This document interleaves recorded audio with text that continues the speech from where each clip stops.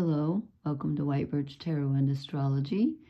This is a reading for the new moon in Pisces, which it turns out is happening in a few hours. I thought it was the 28th, and I was wrong. It's the 27th of February, and I'm going to share this with you, even though you're going to think I'm crazy. I've told you before that I am time challenged, so I looked it up, and it said it happens at 4:44 a.m. on the West Coast. Okay, I'm in the Midwest of the U.S. When I say West Coast, I'm talking about the U.S. Anyway, never mind. So usually when I give the time, I switch it to New York time because people are in different places. So I thought, well, okay, that's 3 hours different. So I wrote down that it happens at at 7:77 a.m. I changed them all to sevens because it was 4:44. I thought, wow, so here it's happening at 6:66. No. So how about this? It happens at, I believe, 7:44 a.m. in New York.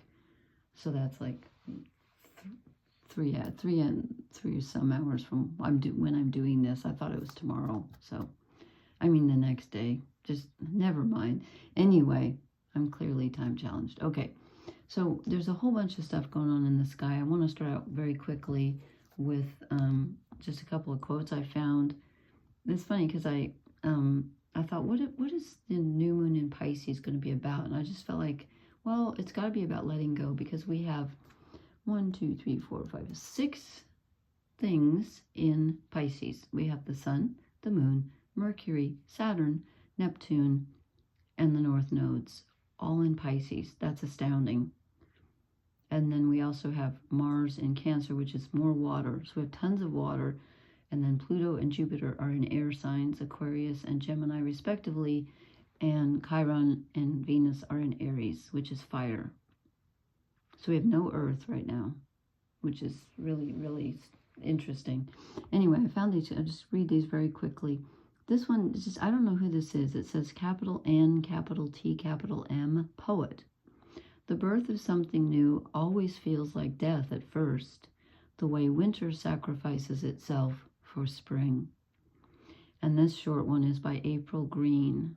I wonder if she made up that name for her parents' name. Anyway, she said, let it go, then see what kind of magic returns in its place, because I promise that what's for you will never reach you while you're clinging to something else. Okay. The reading kind of verifies that. So I just wanted to point out quickly that we have the new moon at 9 degrees of Pisces. That means the sun and moon are together. And we also have, like in about an hour from now, Mercury is going to make a positive aspect to Uranus in Taurus. Mercury's in Pisces, as I said. It's called a sextile. It's 60 degrees.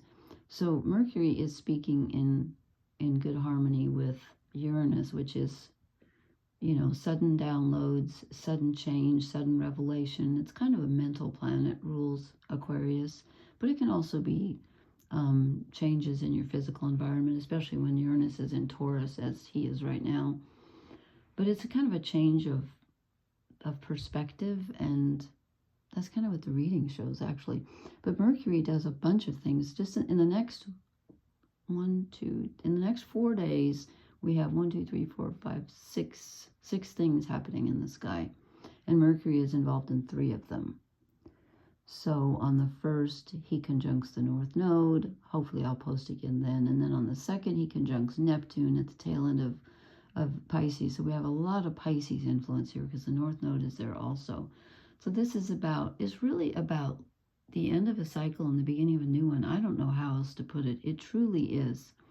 And so that's what the cards reflect tonight. And I apologize, I'm talking quietly because I've got that booming thing in my head again. It was gone. I thought it was gone, and now it's back. So I'm very frustrated. Okay.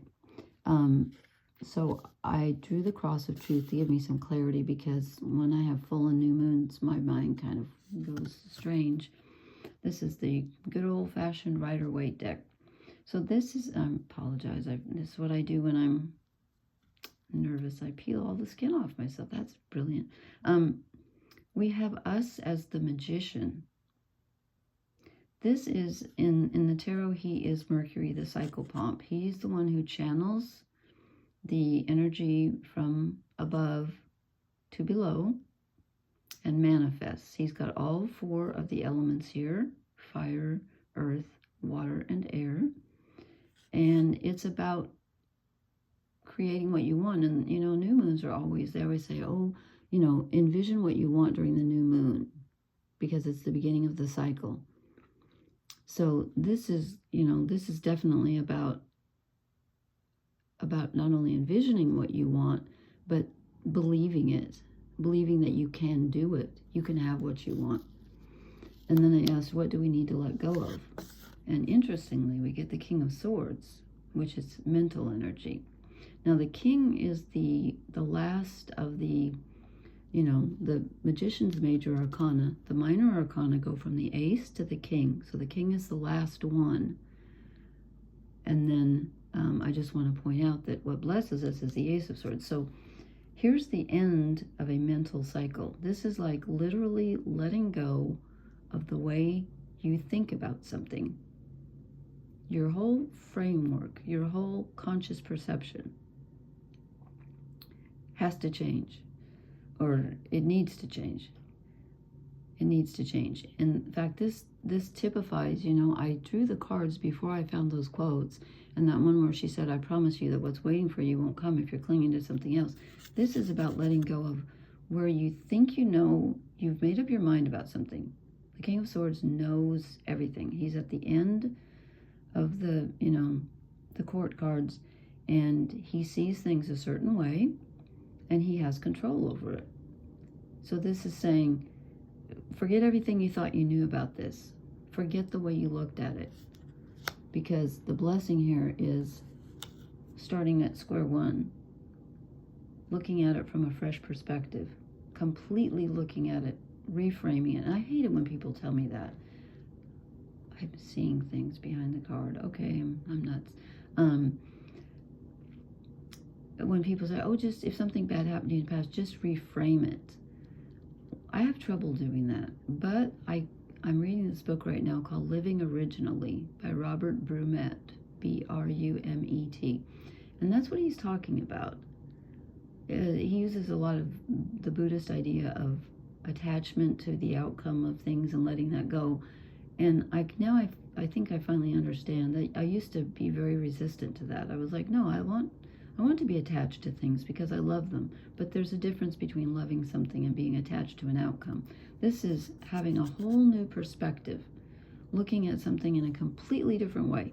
So whatever you thought you knew about this, whatever you're trying to change, and what we are trying to change is something emotional, because I said, what is this based on? What's our challenge? The Queen of Cups. It's how we feel about something. And I've always maintained, and some people will disagree with me, feelings come before thoughts. There are a lot of people who say, well, your thoughts come first and then they dictate how you feel. That is possible because it can work either way.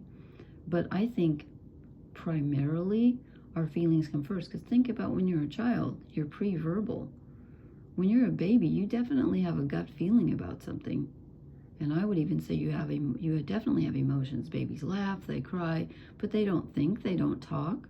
I mean, we don't know what they're thinking about, but they're not thinking about the theory of evolution. So this is based on how we feel about something. And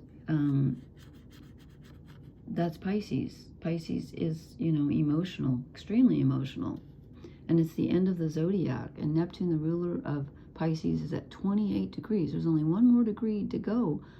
And we are at the end of the cycle here. And the north nodes are there right now at 27 and 28 degrees as it moves back and forth, because the nodes move, they go in and out of the orbit. So this whole thing is based on feelings. And we have to change the way we look at things in order to change the way we feel about things, because here's what we need to move toward. Remember on my last reading when I did the Mars going direct, and I said, about the night in the water, you know, with the net, and he's swimming through and catching all the feelings. And I said, if it was the tarot card, it reminds me of the Six of Cups. Well, look who's in front of us that we need to embrace, the Six of Cups. So this is about looking back at the past. We're definitely, when you're closing out a karmic cycle, you are looking at the past. Maybe many lifetimes if you believe that. But it's about looking back at the past, not with eyes of criticism and judgment and blaming yourself and blaming others, but pulling out the memories that you love, that are happy. And I know that sounds easier said than done, and kind of, you know, what Gemma, if you watch Gemma, would call a tea towel saying. But it's what we need to do right now. We are being forced to do a review, whether we like it or not, on a very emotional level. And then we get to decide how we frame what we come up with, what we discover there. And then I asked for 2 shadow cards, and I am so not surprised to see the Hanged Man, which is Neptune, who rules the show here, even though the new moon is at 9 degrees and Neptune's at 28 degrees. It's in his sign, and he's been very prominent, you know, with him closing out the cycle of his own sign here. It's just huge. And this is about seeing things from a different perspective. It's about being in that in-between place where you're not really in the past or the present. I mean, you're not in the past or the future. You're in the present, but you don't feel like you're in the present because you feel helpless. It's about letting go, totally letting go. And in order to let go, you have to have some faith. So Pisces is all about having faith and surrendering, not in a bad way, not saying, oh, I give up, I can't do anything. No, it's about saying, I believe that I can do this and that something good can come of whatever happened to me, whatever's going to happen to me, whatever I've experienced, whatever I've brought into this life and I've lived so far, whatever I've lost, whatever I've loved. I believe that it was for my highest good. That's the Hanged Man. It's looking at it from a different perspective. Now, sometimes we can, when this is a shadow card, we're not seeing that.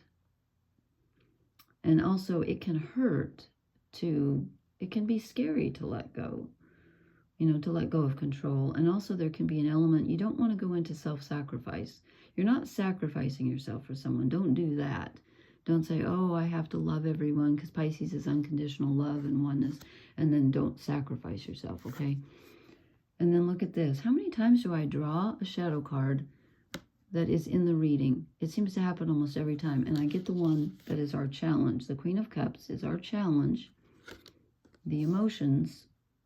And we get it as our shadow side. We're not seeing where we're stuck in emotions. We're stuck somewhere emotionally. And this whole business about the new moon, Neptune and Pisces, all of this, the north nodes being at the tail end of Pisces. Remember, they go backwards, so they're just starting to move through Pisces. They're going to go, you know, to the beginning because the nodes go backwards. And the north node is your path. And this is for all of us. The path for all of us right now is through this karmic, you know, jungle, if you will, or river, whatever. So we're not seeing where we're stuck. And then I thought I'm going to draw a fairy card instead of an oracle card. And I get the Lady of Sorrows. And I have to read you this because this is so on point to what the cards are saying. It says, lack of forgiveness, barriers, letting go. This is a lady who visits us all from time to time. She is a hoarder of hurts and slights, a connoisseur of sorrow. She has built a wall around her heart with the collected wrongs that have been done to her. There are so many, hurt upon hurt, slight upon slight. Her wall grows taller and broader by the day, and she tends it carefully, making sure that there are no gaps between the sorrows that might let light in. Pity her. She has never learned to let things go. Miser that she is, she can't bear the thought of forgiveness when she knows that she's in the right. That's him. Okay. Does she sound familiar? If she turns up in a reading, examine what old hurts and sorrows you are holding on to. Even if you can only identify one, take that one hurt out of the wall you've been building and let a little light back into your heart. To feed on hurts and sorrows is to live, perhaps, but never to thrive. In order to thrive, you need light and compassion, so begin to forgive, forget, and let the light in. Wow, that is astoundingly, I feel, accurate for this energy about going back to the past, letting go of the slights and the hurts, the Queen of Cups, and the Hanged Man. Don't get stuck there. And, you know, just to share a personal thing, I spent like 3 hours last night. I didn't even know I was doing it for so long. I was stuck in my head, imagining that I ran into this person who hurt me very badly. And I was stuck in my head about it. And then I looked at the clock and I thought, oh my God, you have been imagining this scenario for like 2 or 3 hours. It's, you know, I was embarrassed at myself. I was like, what are you doing? And then I realized this happened 33 years ago. And I thought, really? Really? So that's the danger of all these planets in Pisces. It's very tempting to go there and feel sorry for yourself and say, wow, that really hurt. Okay, try not to do that. Try to be forgiving and try to let a new way of seeing come in and realize that, you know, as you're probably, if you're down on yourself for things, and I've also been feeling very guilty about things and thinking, oh, I should have done this. Oh, why did I do that? If you're doing that and then you realize, I didn't do it on purpose, probably the other person didn't do it on purpose either. So that's just a thought, okay? So anyway, this is a really profound new moon, I think, and I think we can use it to our benefit. But we have to be very conscious of what we're thinking, and don't let our emotions run away with us, and try to aim for the positive memories. Not, you know, if you have negative ones, let them be, but don't argue with them. Don't let them hurt you again, okay? I'm being all preachy here. Okay, anyway, thank you so much for listening. Please leave me a comment. Let me know how this energy is treating you and how this reading resonated. And please hit the like, share, and subscribe buttons. And I'm so glad I noticed this was tonight or tomorrow. That's the new moon. And I will talk to you later. Blessings. Good night.